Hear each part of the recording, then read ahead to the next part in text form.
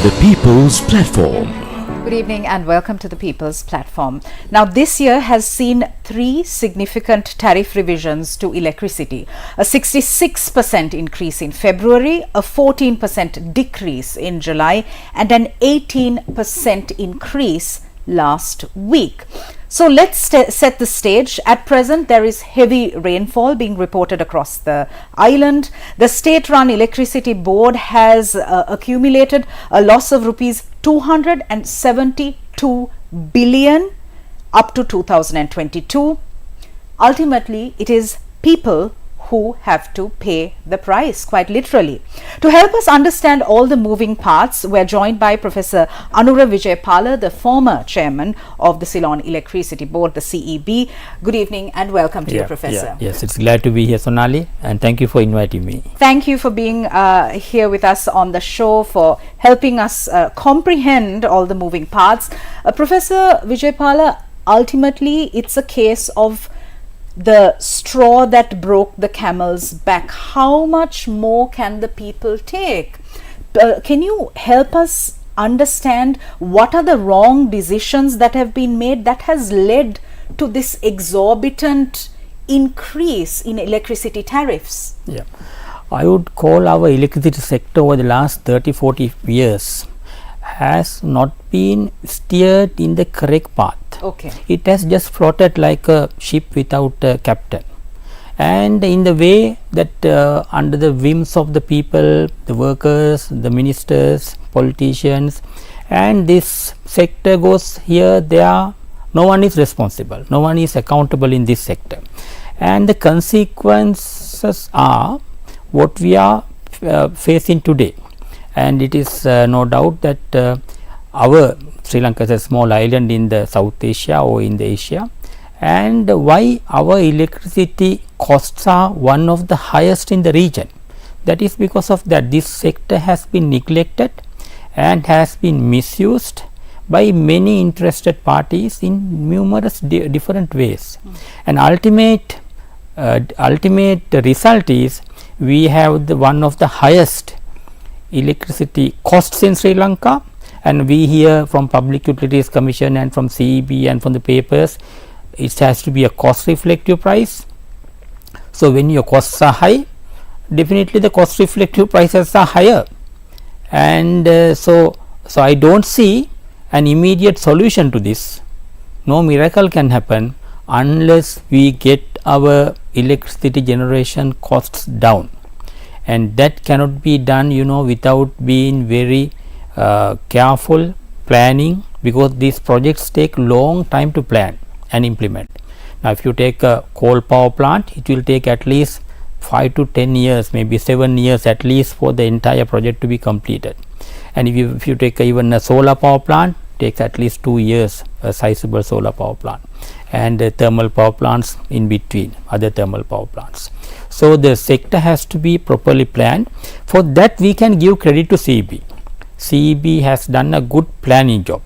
So they have a long term generation expansion plan which is prepared in a reasonably logical way. Okay.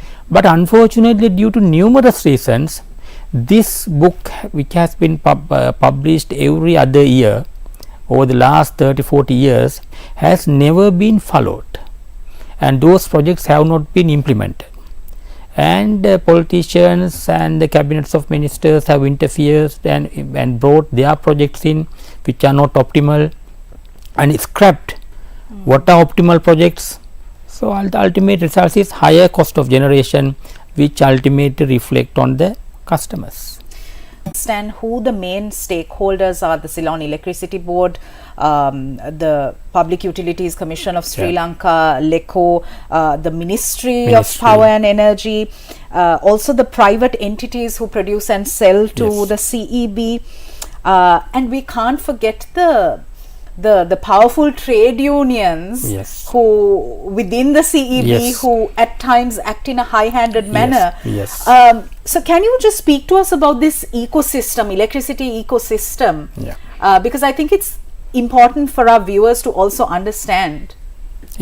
Now if you take CEB is not restructured properly in the early 2000.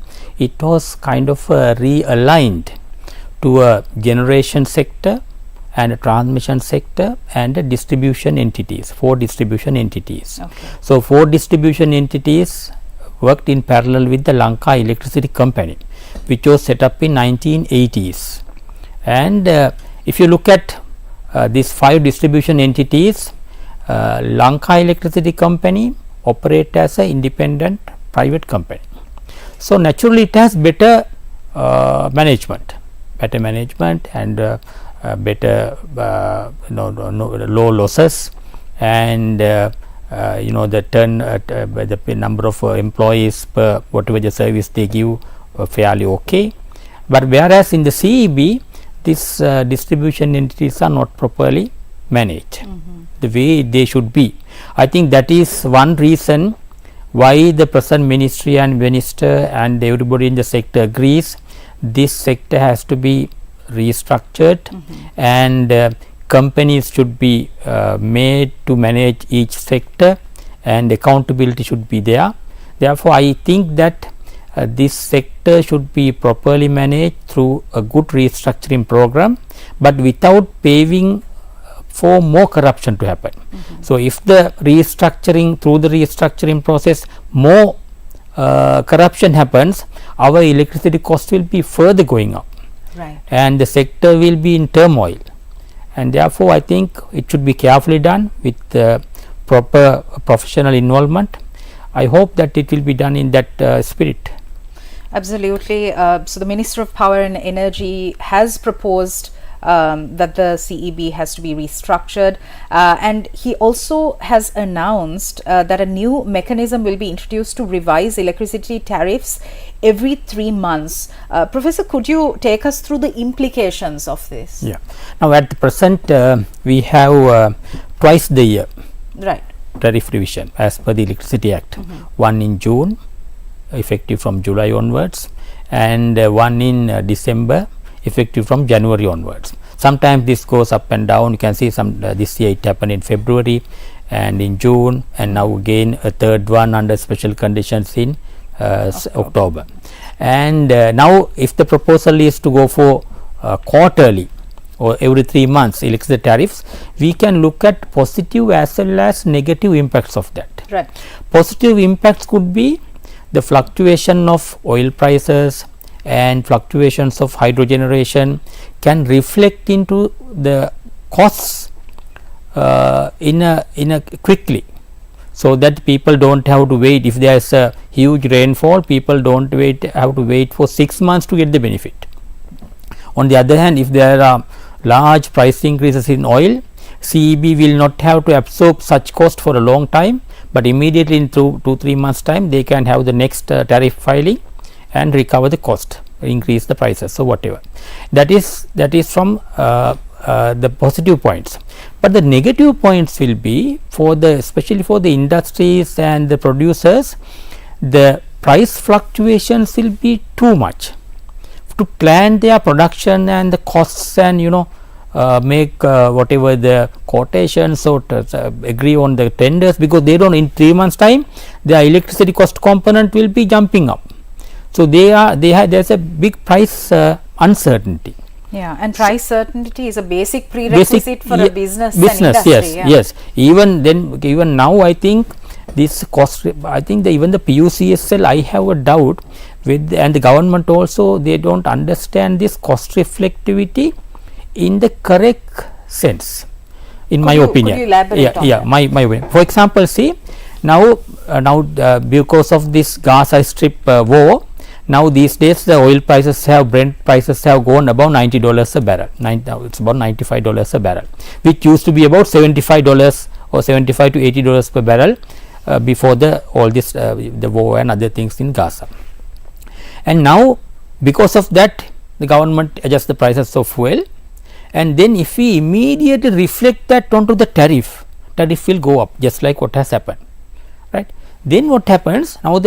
Immediately our industries and producers are feeling the warmth, because their cost of production has gone up. In the international market they can't increase prices, so their margins become low or they make loss making. So, lot of problems for them. But I think this cost reflectivity should have a that some kind of absorption factor by the government or CEB. When a fluctuation comes, it is not immediately dropped onto the customer. Sure. So, they absorb it for some time and see whether the price increase is going to be permanent in nature. If it is permanent in nature, they will give the tariff increase quietly to the customers, and meanwhile they will take a loan or whatever, and the interest component will be accumulated to the costs, right. So, but the impact of the high electricity cost, temporary high electricity cost, will not be faced by the industries and the exporters and the producers, and thereby I know that when they increase their product costs, they lose their market share in the international market. Once they lose the market share, it is very difficult to get it back, even though your prices go down. So, it is because some other country will grab that. Right. It has happened to our tea industry, for example. Certain segments of the international buyers have moved away from us and gone to other sources, right, because of the high cost of production, maybe, or due to a variety of reasons, and also the last year's political turmoil and the interruptions to the supplies, and maybe. So, when you lose the market share, it is difficult to get. Therefore, the public will anyway suffer. Suppose even if they get disconnected, I saw the news yesterday that the CEB has disconnected almost 100,000 houses for non-payment of bills, right, non-payment of bills. And so that, okay, so that does not have a very huge economic impact, they will somehow or other survive.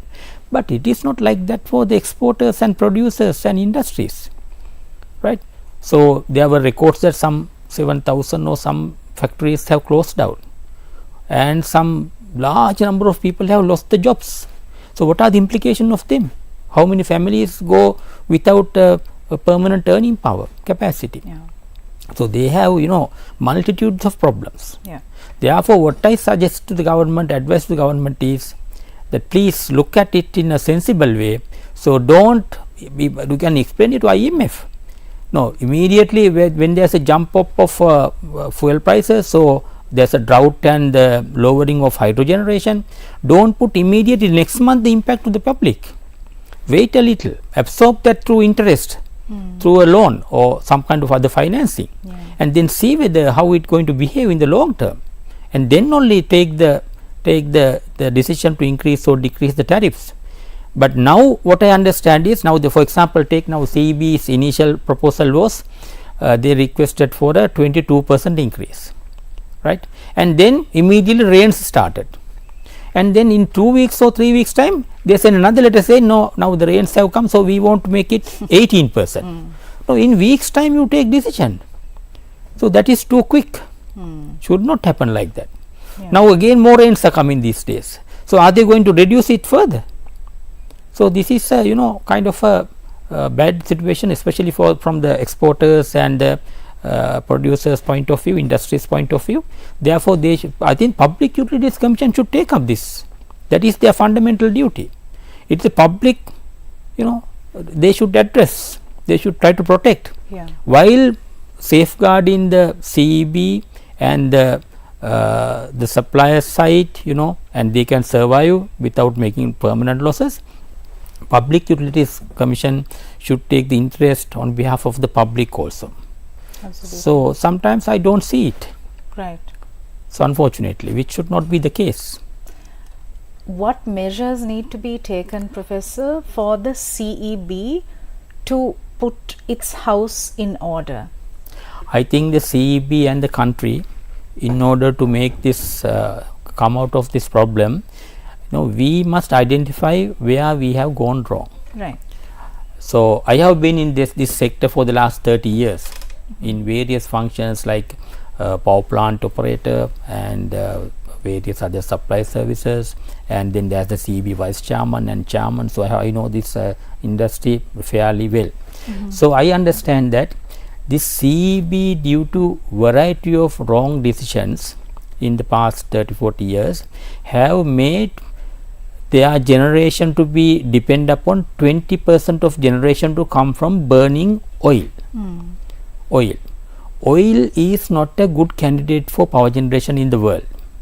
In the world, only 4% of electricity is generated by oil, even that is by the oil producing countries, not oil importers like us. So, unfortunately, we have made power plants to produce 20% or above of our electricity in an expensive way. For example, if you take today diesel price about 350 rupees a liter, right? If you take a liter of diesel, you can make maximum 5 units. Okay. So, 70 rupees for diesel alone. Forget about spare parts, the oils and the cost of the capital investment, etc. Oil, diesel alone you need 70 rupees, right? Fairly high. And if you take even heavy fuel oil, furnace oil, it comes to about 50-55 rupees. So, fairly expensive electricity. But if you take coal today, 1 kilogram of coal comes to this country today about 50-55 rupees. So, the cost of a unit from a coal power plant is about say 20 rupees. Okay. 20 rupees. Compare 75, 55 and 20. So, people are against coal, right, because saying it is polluting and all that. But you know, if you take India, they look at the economics, they are doing well, and about 70% of their electricity comes from coal power plant. One reason is they have their own coal, the other one is they import lot of coal. Right. Therefore, Indian industries are prospering. Now, go to any shop, any hardware shop, or to the road and see how many Indian vehicles are on the road, and see how many products of your hardware is made in India, everything, because their cost of energy in general is fairly low. So, the industries are prospering, and some of our industries have also moved into India, like garment factories, because of the cheap labor on one hand, cheap energy on the other hand. So, I think we should identify that fact and now move away to a better or cheaper fuel source. Now, we have power plants. This is a political decision. Political decision. Now, suppose we can't go for coal power because coal power financing is now difficult. Now, at least we must make sure we at least now procure next cheaper fuel, which is the LNG, liquefied natural gas. Right. So, now we are building right now a 350 megawatt LNG power plant in Keralapitia. Okay. But there is no any move to buy LNG, and this power plant, which will be commissioned by early next year, will start to run on again diesel oil, and next year again CB will say our generation cost have jumped up, and therefore we want a upward revision of the of prices. So our at the moment, the way we are managing our electricity prices are in rising. This year, next year, in the year to come, rising and rising and rising, destroying people, destroying industries, destroying exporters. At least there should be some leadership to go ahead and buy a terminal to unload LNG and then to supply LNG and go to a good LNG contract without making mistakes, and to supply many power plants which can operate on LNG on cheaper source. So, in simple terms, unless we get our production cost low, our electricity crisis will continue, and the people will have to face this problem, industries and everybody will have to face this problem. I don't see even presently anything done to put the sector in the correct path other than the restructuring. Right. Restructuring process is going on, but restructuring is not the answer to get the prices down. Restructuring is separate, that is good, that will put some efficiency into the system, but our generation costs we must get down. That can be done only by fuel switching, turning away from expensive oil based electricity generation to at least to LNG. Right. Professor, is there a collation, or is there a group of like-minded individuals who are able to advocate for positive change in the power sector? Because I mean, when we talk about aspects like human rights or constitutional rights, legal reform, We have a very good ecosystem in Sri Lanka where the moment there is some bad bill gazetted, there's a host of individuals and groups who will sort of, rise up against it and challenge it. Since it's also highly technical and it's a bit complicated to understand for the common man, is there such an ecosystem? I don't see that, even up to now that is happening, because you can see that really in the present context, CEB engineers who are the professionals who are knowledgeable about this subject, who is handling the sector, should do it. And I don't see they are so much into this put their shoulder to the wheel. Okay. And that is because they are monopoly. So they have any competition.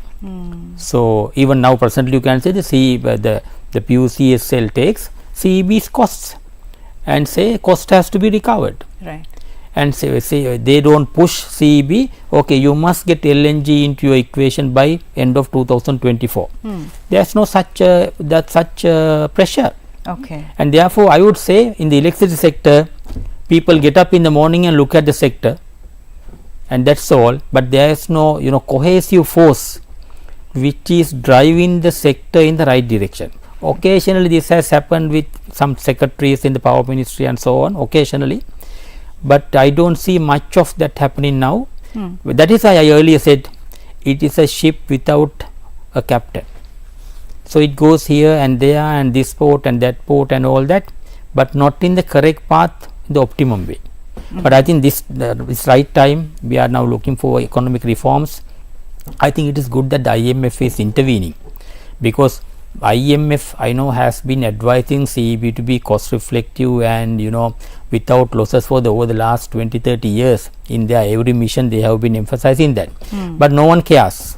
But this time we have to care about IMF's insistence, because otherwise you don't get the next loan component. So therefore they have a higher hand, and that is good, but they should be careful in pushing the CEB not for immediate cost reflectivity or recovery and harming the industry and the exporters. So they should look at the longer term impacts of that and let CEB recover costs in such a way that they don't harm the industries and the people. You said that the Public Utilities Commission of Sri Lanka, or the PUCSL, must play a more active role. Yes. Just to read off their website, the PUCSL is the Economic, Technical and Safety Regulator of the electricity industry in Sri Lanka and the designated regulator for petroleum and water services industries. They have to play a key role. Speak to us about what exactly they should be doing. Yeah, I think they are empowered to fully control the sector. If you take the water sector, the legislations are not done to empower them. Right. So although it is in their portfolio saying that they should control petroleum and water sector, their legislations have not been done to empower them. But the electricity sector, that has been done through the Electricity Act. So they are fully empowered. Okay. So I think they should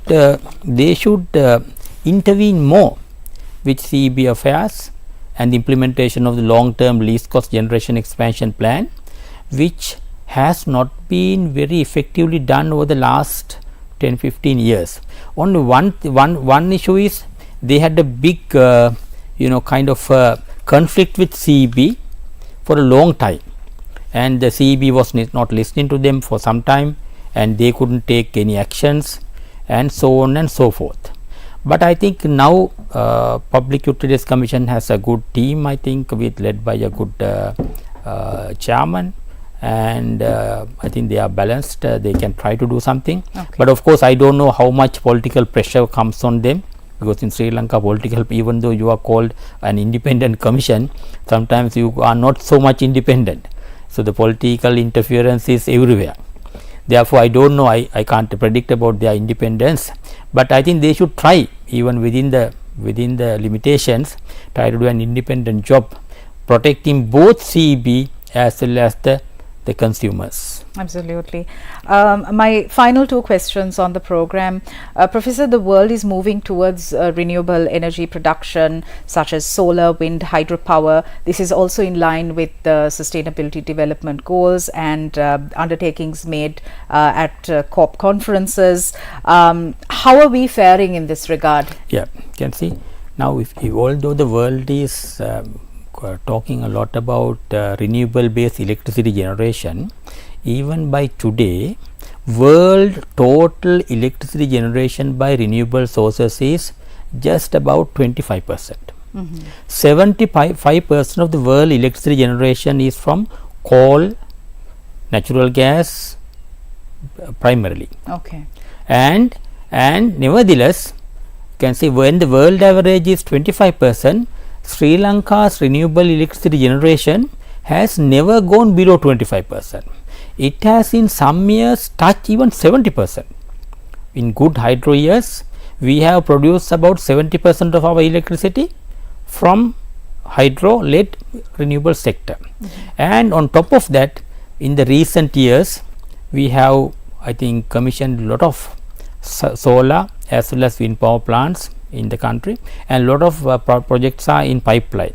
So I think renewables have their own merits and demerits, but in the short run, to take us out of this economic crisis and the high cost of electricity, renewables are not the number one choice, in my opinion. Sure. They are good. We must accommodate as much as possible on a comparative basis, because their prices are in between, maybe about 30-35 rupees for solar and maybe similar for the wind, right? Whereas coal is about 20 rupees, oil is about 50-70 rupees. So solar and wind comes in between, but they have a issue.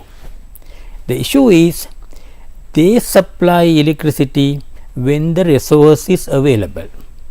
When the sun shines, solar power plants use power, but not when we want. Now when we want electricity in the evening for our peak demand, to meet the peak demand, we can't get them to support. And if you add batteries to solar, cost will double. Right. 35 will become 70 rupees. So it is almost comparable with any other technology, higher side. And wind is blowing when in the season. Now in Sri Lanka we have now these days, now yesterday I checked, wind generation was 35 megawatts, whereas we have over 250 megawatts of wind power plants. So out of 250, only about 10% is generated operating these days because of off season. So in the off season you need some other power plant to back up them. Right. So there are a multitude of issues, you know. So but nevertheless we should go for solar, wind, hydro as much as possible, but we must get our bulk power generation cost down by introducing at least LNG even at this last moment. In a minute, could you tell us, can we recover from this crisis in the energy sector? It will not be done in the next few years, because we have not taken appropriate action. We will have to face high electricity tariffs for the next 2-3 years until we get a cheaper source of fossil fuel generation. All right. Thank you very much, Professor Anura Wijayapala, former chairman of the CEB. Thank you for sharing your insights with us. Yes, glad to be here. Thank you for watching us. We'll see you again tomorrow. Good night.